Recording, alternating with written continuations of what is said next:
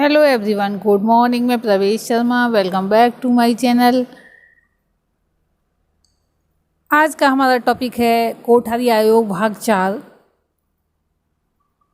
अर्थात कोठारी आयोग लगातार चल ही रहा है। आज हम पार्ट 4 के विषय में देखेंगे। पार्ट 4 में क्या क्या दिया गया है। अध्यापक शिक्षा अर्थात टीचर एजुकेशन और छात्र संख्या व जनबल, एनरोलमेंट एंड मैन पावर। तो सबसे पहले देखते हैं अध्यापक शिक्षा के विषय में।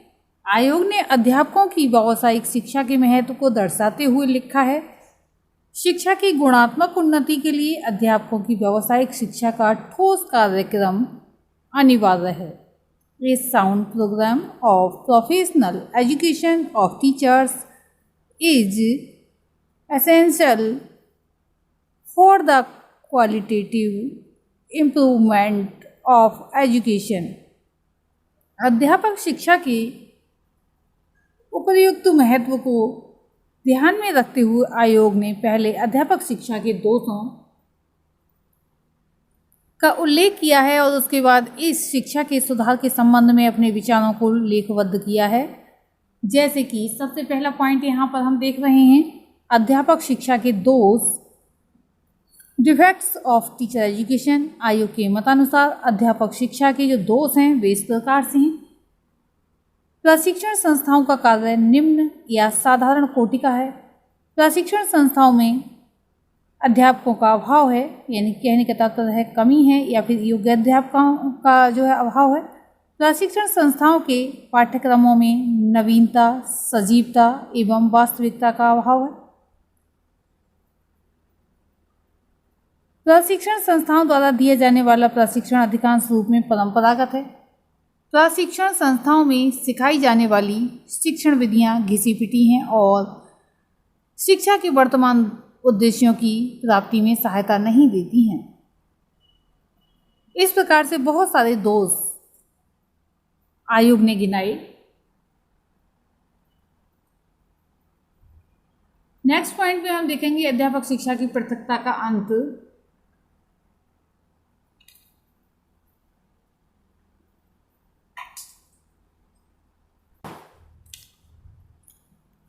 Removal of isolation of teacher education. आयोग का कथन है, अध्यापकों की व्यावसायिक शिक्षा को प्रभावपूर्ण बनाने के लिए उसे एक ओर विश्वविद्यालयों के साहित्यिक जीवन से और दूसरी ओर विद्यालय जीवन एवं शिक्षा संबंधी नवीनतम विचारों के संपर्क में लाया जाना परम आवश्यक है।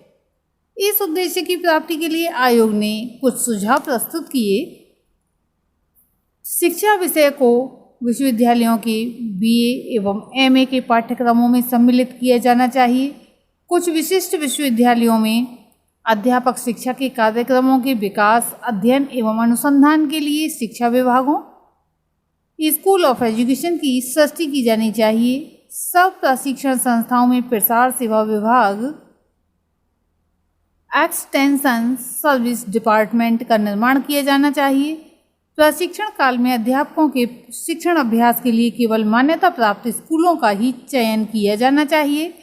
प्रशिक्षण संस्थाओं एवं उनसे संबद्ध शिक्षण अभ्यास यानी कि टीचिंग प्रैक्टिस के स्कूलों के अध्यापकों को समय समय पर एक दूसरे के स्थान पर कार्य करना चाहिए।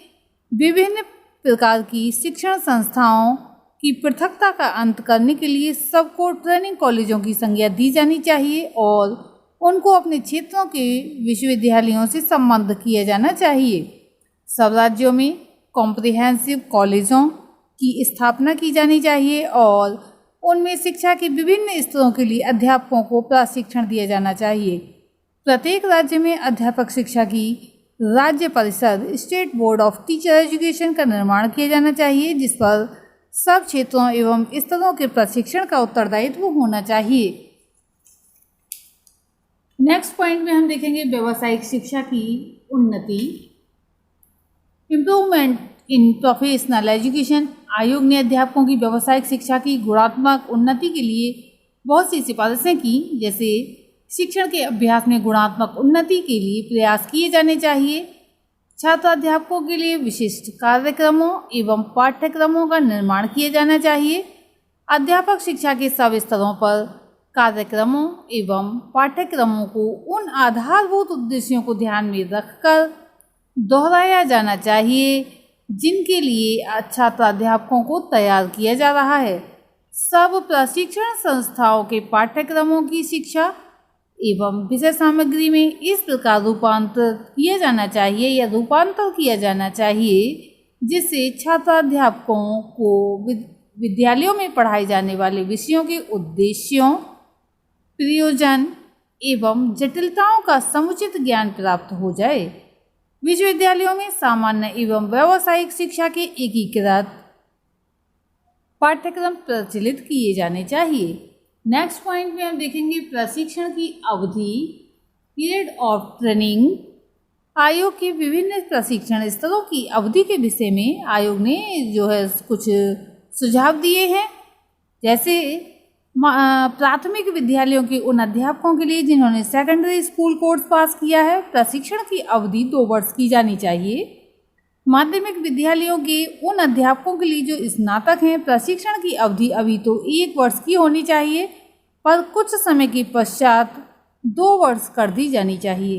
शिक्षा में स्नातकोत्तर यानी कि एमएड पाठ्यक्रम की अवधि 1.5 वर्ष की जानी चाहिए। नेक्स्ट पॉइंट में हम देखेंगे प्रशिक्षण संस्थाओं की उन्नति, इम्प्रूवमेंट इन ट्रेनिंग इंस्टीट्यूशंस। आयोग ने प्रशिक्षण संस्थाओं की गुणात्मक उन्नति के लिए भी सिफारिशें की हैं।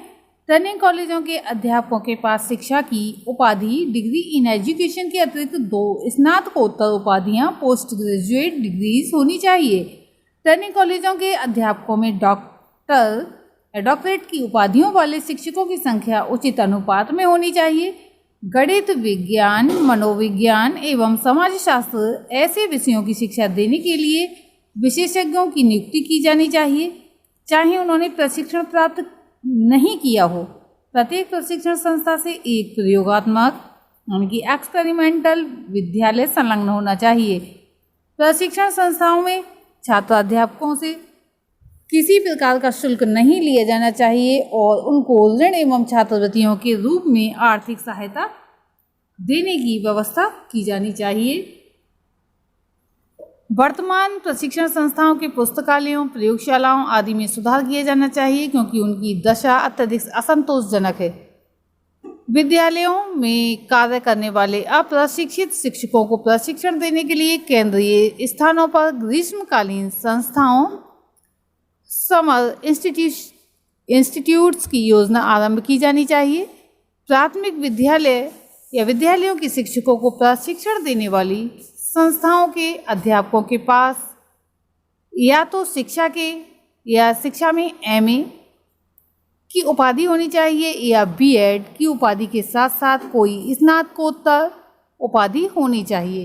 नेक्स्ट पॉइंट है प्रशिक्षण सुविधाओं का विस्तार, एक्सपेंशन ऑफ ट्रेनिंग फैसिलिटीज। आयोग ने प्रशिक्षण सुविधाओं का विस्तार करने के उद्देश्य से जो विचार व्यक्त किए वे इस प्रकार से हैं। प्रशिक्षण संस्थाओं के आकार में एक निश्चित योजना के अनुसार पर्याप्त विस्तार होना चाहिए। पत्र व्यवहार द्वारा शिक्षा एवं अल्पकालीन प्रशिक्षण की सुविधाओं में विस्तार किया जाना चाहिए। शिक्षकों की मांग की पूर्ति करने और शिक्षण कार्य में संलग्न अप्रशिक्षित शिक्षकों को प्रशिक्षण देने के लिए प्रत्येक राज्य को प्रशिक्षण की सुविधाओं में विस्तार करने के लिए योजना तैयार करनी चाहिए। अब हम देखेंगे कि आयोग ने अर्थात कोठारी आयोग ने छात्र संख्या व जनबल यानी कि एनरोलमेंट एंड मैन पावर के संबंध में क्या सुझाव दिए हैं। आयोग ने छात्र संख्या एवं जनबल के अंतर्गत 2 मुख्य विषयों पर विचार किया है। छात्र संख्या की राष्ट्रीय नीति और माध्यमिक एवं उच्च शिक्षा की छात्र संख्या संबंधी नीतियाँ। तो उसमें सबसे पहले हम देखेंगे छात्र संख्या की राष्ट्रीय नीति, नेशनल एनरोलमेंट पॉलिसी।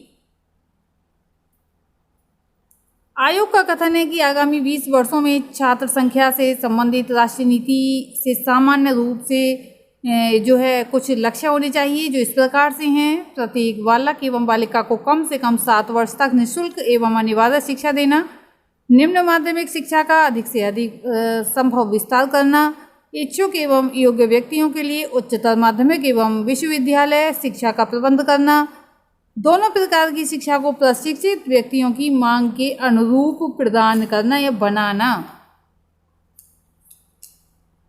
दोनों प्रकार की शिक्षा के आवश्यक स्तरों को यथावत बनाए रखना, यानी कि जो अभी बताई गई थी दोनों प्रकार की, निम्न माध्यमिक शिक्षा का अधिक से अधिक विस्तार करना और उच्चतर माध्यमिक एवं विश्वविद्यालयी शिक्षा का प्रबंध करना। तो ये दोनों ही प्रकार के विषय में बताया गया है। और दोनों प्रकार की शिक्षा ग्रहण करने के लिए निर्धन छात्रों को पर्याप्त आर्थिक सहायता देना, व्यावसायिक, प्राविधिक एवं जीविका संबंधी शिक्षा यानी कि professional, technical and vocational education के विस्तार पर बल देना, कृषि एवं उद्योगों की उन्नति के लिए प्रशिक्षित व्यक्तियों को तैयार करना और प्रतिभाशाली छात्रों का चयन करके उनको अपनी सब शक्तियों का पूर्ण विकास करने में सहायता देना, जनसाधारण की निरक्षरता का उन्मूलन करना और वयस्क शिक्षा एवं अनवरत शिक्षा के उपयुक्त कार्यक्रमों को क्रियान्वित करना, शैक्षिक अवसरों में समानता स्थापित करने के लिए निरंतर प्रयत्न करना। अब देखेंगे हम माध्यमिक व उच्च शिक्षा में छात्र संबंधी नीतियाँ,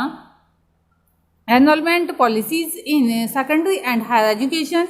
इन नीतियों का मुख्य उद्देश्य, जैसा कि आयोग के विचारों से विदित हो जाएगा, छात्रों की बढ़ती हुई भीड़ को रोकना है, जिसमें पहला पॉइंट है कि उत्तर माध्यमिक शिक्षा पोस्ट प्राइमरी एजुकेशन में छात्र संख्या संबंधी नीति को 3 तथ्यों को ध्यान में रखकर निर्धारित किया जाना चाहिए, जैसे कि माध्यमिक एवं उच्च शिक्षा के लिए जनता की मांग, छात्रों की सब जन्मजात योग्यताओं का पूर्ण विकास और शिक्षा के विभिन्न स्तरों पर उत्तम शैक्षिक सुविधाओं की व्यवस्था करने की क्षमता और साथ ही साथ जनबल की आवश्यकताएं।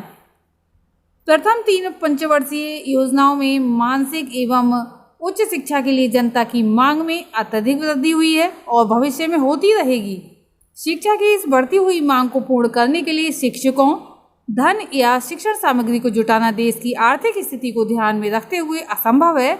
अतः हायर सेकेंडरी स्कूलों, कॉलेजों एवं विश्वविद्यालयों में शिक्षा ग्रहण करने के इच्छुक छात्रों के संबंध में चयनात्मक प्रवेश प्रणाली, पॉलिसी ऑफ सिलेक्शन एडमिशंस की नीति का अनुसरण किया जाना चाहिए। समस्त योग्य छात्रों को माध्यमिक एवं उच्च शिक्षा प्रदान करने के लक्ष्य को प्राप्त करने में धनी समाज भी कठिनाई का अनुभव करते हैं। कम से कम निकट भविष्य में भारत द्वारा इस लक्ष्य की प्राप्ति असंभव है। हमें इस लक्ष्य की प्राप्ति का प्रयास करना चाहिए, पर जब तक हम ऐसा न कर सकें तब तक हमारी छात्र संख्या संबंधी राष्ट्रीय नीति का लक्ष्य ये होना चाहिए, माध्यमिक शिक्षा समाप्त करने वाले प्रतिभाशाली छात्रों में से 5 से 15% को उच्च शिक्षा प्राप्त करने की आज्ञा दी जानी चाहिए और इन छात्रों को आर्थिक कठिनाइयों का समाधान करने के लिए इनको उदारतापूर्वक छात्रवृत्तियां दी जानी चाहिए। पिछले समय में धन, योग्य शिक्षकों, शिक्षण सामग्री आदि के अभाव के प्रति ध्यान न देकर माध्यमिक एवं उच्च शिक्षा का विस्तार तीव्र गति से किया गया है। परिणाम स्वरूप शिक्षा का स्तर गिर गया है। अतः देश के हित को ध्यान में रखकर भविष्य में इस नीति का अनुसरण नहीं किया जाना चाहिए। भविष्य में शिक्षा की सुविधाओं का विस्तार, शिक्षित व्यक्तियों को रोजगार मिलने के अवसरों को ध्यान में रखकर किया जाना चाहिए। आज के लिए इतना ही। धन्यवाद।